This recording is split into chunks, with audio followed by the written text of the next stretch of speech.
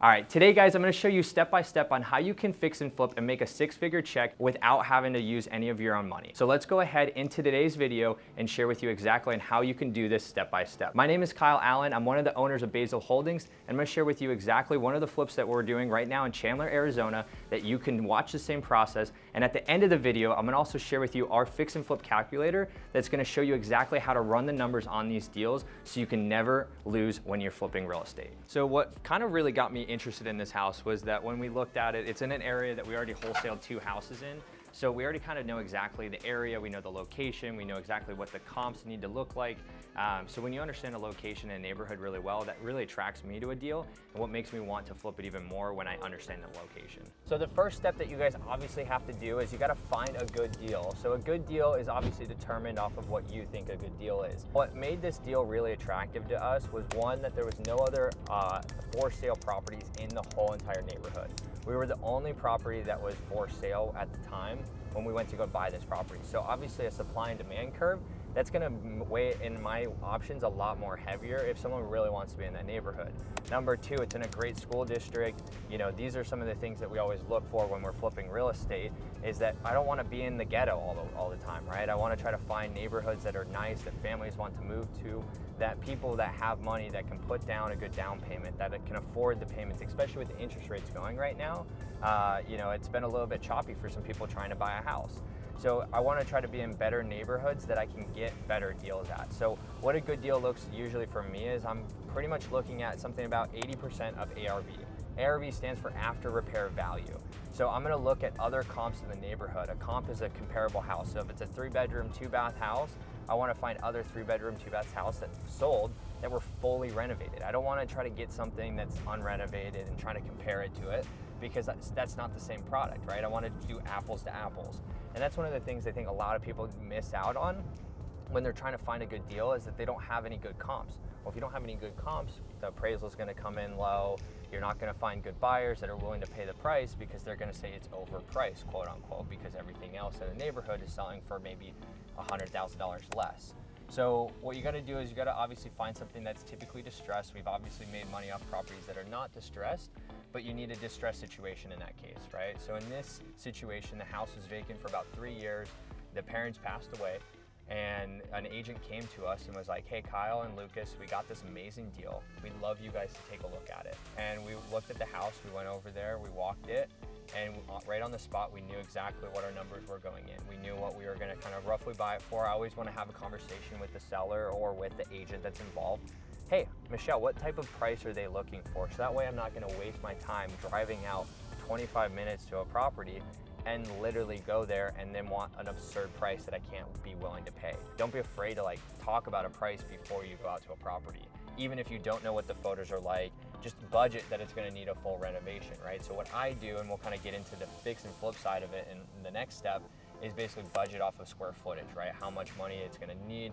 And I kind of have a little formula that I'm gonna share with you guys on that too as well. And then when it comes down to negotiation, it's like, okay, cool, well, I'm willing to pay this. I can close really quickly. I mean, we closed this house in I think 10 days. So from the seller and I signing a contract to them getting money in their account was 10 days later. So just some things that you wanna think about when you're flipping real estate. Make sure you find a really great deal. That's gonna be the game changer. All right, guys, so we just landed here at the house. So step number 2 is how to run the construction. This is one of the most important things. This is where you can get whacked really easily if you don't understand how to run construction crews, you don't know how to do renovations, and this is something I didn't know how to do at all when I first got started. So let me go ahead, I'm gonna teach you guys exactly on things that I've learned with this property and also on previous properties that we've flipped. So let's go ahead, let's show you the house. Welcome home, baby.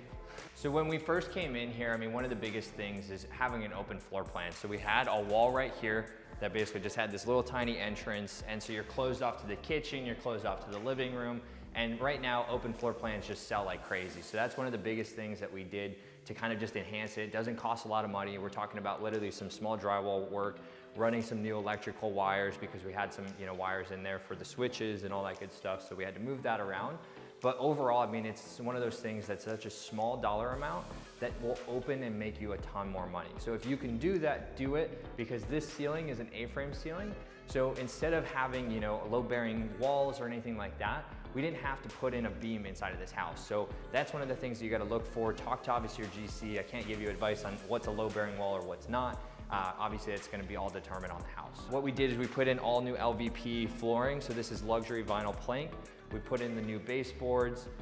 So we were gonna originally cancel out this fireplace, but we figured, could we do something a little bit more unique and kind of add some value to this? So we built this by hand, we put up some shiplap, and then we just painted the fireplace. And it kind of, is a really cheap, inexpensive way to kind of give this a main focal point. The other thing that we did when we first had this house, right here was where there was basically this peninsula. So this was all closed off. It wasn't really an island.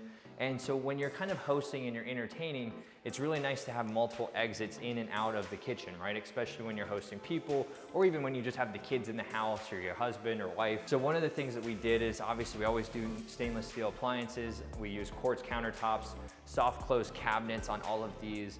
I mean, these are some of the things and the features that you wanna really have inside of a fix and flip, because these are the things that's gonna separate you from a new build that's maybe down the street, or what's gonna separate you from the neighbor's house that has the old cabinets and has the old countertops that are not in style today.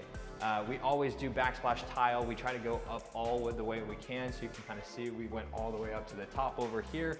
We put in all new blinds inside of the property too as well. And these are some of the things that kind of just enhance the property overall. So one of the other things too is, we added this little like mini bar. This is just kind of like a fun little feature. We try to do something a little bit different when we're flipping houses, right?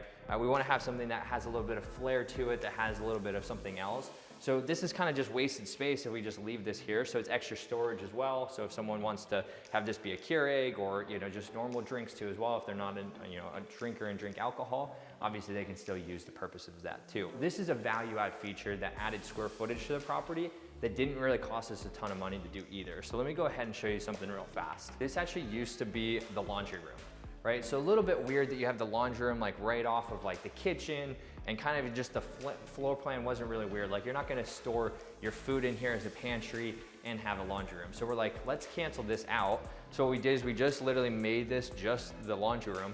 Behind it was empty space in the garage. So what we then did was, if I come over here, I'll show you guys. So this was all just in the garage. It was storage type of stuff. So we're like, we already have the pantry over there. Let's flop the laundry room where it was.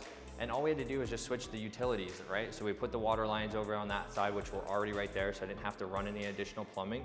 And then all I did was just put the electrical outlets on the other side too as well. We'll show you guys the garage real fast because I just want to talk a little bit about that square footage that we added. So we epoxied all the floors, but all we had to do right here was just 2x4. So right around right here, you add some 2x4s, you add some drywall, and then you just paint it and you're good to go. So we epoxied the whole floor, added a whole new garage door on this too as well. These are some of the things that I love too as well.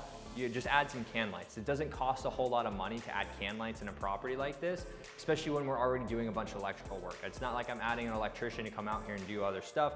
He's already here at the property, go, hey, drop in 4 can lights right in here, gives it nice and bright. So if they have nice cars, or if they don't even have nice cars and they just want to have light in the garage, it's really clean and very elegant looking. Let's show you guys the hall bathroom and then also the bedrooms inside of here. So this is the hall bathroom. Obviously, whenever you're doing a property like this, you want to make this the master statement, right? Because this is where you're going to have a lot of your guests use the bathroom and the restroom when you're coming in here. So what we did is we redid all of this tile, right? We did some glass tile up here, some gold fixtures, a nice little niche as well. And then obviously we did the same countertops and cabinets that we did in the kitchen. So these are just some of the things that if you do in a bathroom are gonna enhance the level and also the construction of the property, right? Because this looks really nice when you're coming in here. And if you wanna entertain guests and have people over, you want something nice for them to use. You don't wanna just do something cheap like a shower kit. One of my favorite things is the master bedroom in here. So you got high vaulted ceilings, which is always a huge plus whenever you're doing a property. You got a walk-in closet over here, and then you have a massive, massive master bedroom, right? So look at all of this. So if we can ever fit a dual vanity inside of here, this is gonna enhance the resale value a ton. It doesn't cost us a lot more money to do a dual vanity, and we have the space, so let's do it. If not, it's gonna look weird, right? So you got lots of cabinet space in here. And then beforehand, we actually had this huge window that was like right here. So instead what we did is we got rid of the window because there's no privacy if you have a window when you're showering. You don't want your neighbors seeing you naked. A little bit weird, right? So what we did is we put this little fogged window up here, and then we canceled it out with all of this other tile. And then we used this really big tile. I think it's about 36 by 24 or something like that. And then we try to add in shower glass too as well. So if you do a single pane versus the door, it's a lot cheaper and it gives it that same kind of feel of a nice shower without having to spend a ton more money when you're flipping real estate. You want to try to still give the same amenities as you would, but also think about things that you can do on a budget to save some money. Because if I would have added literally a door right here, we're talking about another $2,000 to $3,000 to add that simple door. Doesn't really add a whole lot of value to me, but it looks really nice if you add that. So back in the hallway this is the third bedroom. We don't really have to do a whole lot on the third and the fourth bedroom. All we have to do is the basics. I mean, these are some Lowe's special, you know, we're already got the doors and all this other stuff, and then the floor's going throughout the whole house, right? So these bedrooms are really minimal cost when you're doing construction because you're doing the rest of it already, right? All the biggest thing is just the floors and then putting in, you know, new, you know, kind of blinds. We got smoke detectors, and that's pretty much it. So one of the things that we always want to do is the major ticket items. This pool was completely drained and was absolutely disgusting. The plaster was peeling off of it. So what we did was we did small little pebble tech. We resurfaced all the pool tech too as well. And then all the equipment is brand new on this, right? So when we're doing these things, you wanna try to make a homeowner not have to come in here and do a whole lot of work, right? Maybe they're just doing some small little touches as far as design, but you don't want them to spend a bunch of money on doing stuff like this. So if you don't do things like this, it's gonna cost you a whole lot of money, right? And when I'm doing something like this too, I'm always using a licensed contractor on all of this type of stuff, right? I don't wanna have any repercussions, and also too, I get warranties when I use a licensed guy versus someone that's unlicensed, right? So this pool costs us about $15,000 to do, and including the pool tech, all the other stuff over there with the equipment. And you guys can see these small little things kind of make a big difference when you're flipping a house. So when you're doing these flips, it's important to have a good construction crew that is gonna stay on board, right? And also finish the job as they say they're gonna finish it. So what we do is we usually stop 1 to 2 times a week, and we're just checking on the projects because obviously your contractor, as they finish things, wants to get paid. So one of the big mistakes that I've had in the past is that I've just not checked on the work and I've sent the money to pay the contractor, and guess what? The work wasn't done. So that's why it's important to have someone that's always going into these projects that are checking things out, making sure that everything's installed right, going in and being very detailed oriented. This is one of those things that you have to be detail oriented if you want to do fix and flips, right? You can't just be like, oh, it kind of looks okay, right? Like you got to be very picky, and if something's not right, tell them it's not right because you're paying for it one way or the other. So as we do these constructions too, you also have a couple options when you're flipping real estate. So typically when we buy these houses, we buy them with hard money lenders, right? These are private lenders that all they do is look at houses that are ugly and gross that need to be flipped, and they give money to guys like me. And what we do is we either get a construction rehab budget from them, and we're going like, hey, we're gonna spend $100,000 doing this project, and I'm gonna get reimbursed that $100,000 as we hit certain check marks. And I tell them, hey, the countertops have been installed, the cabinets has been installed, all the floors been done, we've painted the whole house, we've done the roof, we've done the pool, whatever it might be. Those are gonna be checkpoints that you're gonna then get reimbursed back when you're doing this, right? So obviously when you take more money from these lenders, your interest rate's gonna keep going higher and higher, but it's a really good option if you want to use less of your own money. On this project, we used our own cash on it because we had the bandwidth to do it, and we didn't want to have to pay more money to borrow the money, right? Because it's going to eat into your margin a little bit more. So you got to just think about these things when you're flipping real estate, and what is important to you might not be important to me. And so when we do projects, we look at what is the best and highest use of our money, and sometimes it's to fund our own construction, because also I'm not waiting for that money to come back too. So just some things to think about when you're rehabbing a project and how to run it too. Make sure you're checking in with these contractors, because you can have the best person in the world. Like I had a guy that, you know, I was working with for 4 projects, and then he stole 30 grand from me. It's a really hard feeling when you feel like you can trust someone, but it's worth it when in the long run to make sure these projects are getting done on time and in a timely manner and to the perfection that you want to as well, because time is money in this business. So the longer you're renovating these, the higher your cost is gonna be too as well. So the third step is how to sell the property. This is one of the most important things, because this is where the money's at, right? You can have the most beautiful product in the whole entire world, but if you can't sell it, you don't make any money, right? So this is where the exit is really important. So what we do is we always hire one of the best realtors that we always have. Michelle actually brought me this deal, and one of the things that I do when I flip a house and someone brings me a deal, I usually use them as a listing agent. Unless they have no experience at all, maybe I'll kind of reconsider it a little bit, right? So this is kind of a little carrot that you're gonna dangle with some of the agents that you're working with is, hey, if you bring me a deal, you'll get the back end, right? So now they're gonna be double dipping on some of these properties, and it's gonna get them more excited to sell you a deal, to give you a good deal, and then also to get paid on the back end, right? So how a realtor gets paid is based off of commission, right? So until she sells this house, she doesn't get paid anything, right? So she's gonna be marketing it, promoting it, talking with some of the neighbors, and that's actually how we ended up selling this house. Was we sold it to one of the neighbors that was interested in the house. So this is why it's important to always be friendly and checking in on your projects too, is because you might have a neighbor that has a friend, a family member, a relative, whoever it might be, that wants to buy this house and be very close to their family. And if they can kind of find a deal before it gets on the MLS, right, which is where the realtors are gonna go list this property, that's where you're gonna get your highest and best use, right? You're gonna get a lot of buyers, a lot of interest on this.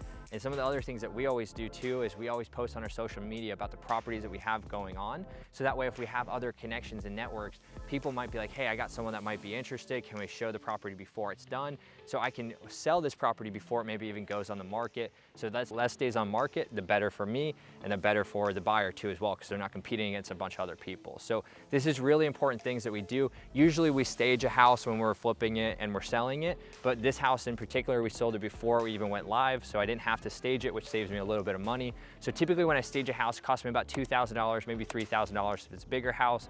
And it's really worth it to spend the money to make the money on these things, right? Because I think when I was first getting started, I wanted to be kind of a little bit cheaper on some stuff. I wanted to skimp and save some money, but now I'm always thinking about what's the best and highest use. And it's always making sure that the buyer, when they walk in the door, they feel like they're at home, they understand exactly that this could be their property that they're gonna be living in for multiple years to come, and enjoy the process too as well. So I think one of the things that you always have to reconsider is, can you spend more money to make the property look better by quickly staging it? It's gonna make your photos look better, it's gonna get more buyers in the door, and when they walk in the door, they're gonna love the product too as well. So it's important to sell the property, and if you guys want more tips like this, make sure to follow us, make sure to learn more, and what we're gonna talk about right now is how to fix and flip and use this calculator that I've been promising you guys. When I look at properties, I basically go, what's basically the comps and the ARVs? So the first thing on the sheet is the purchase price.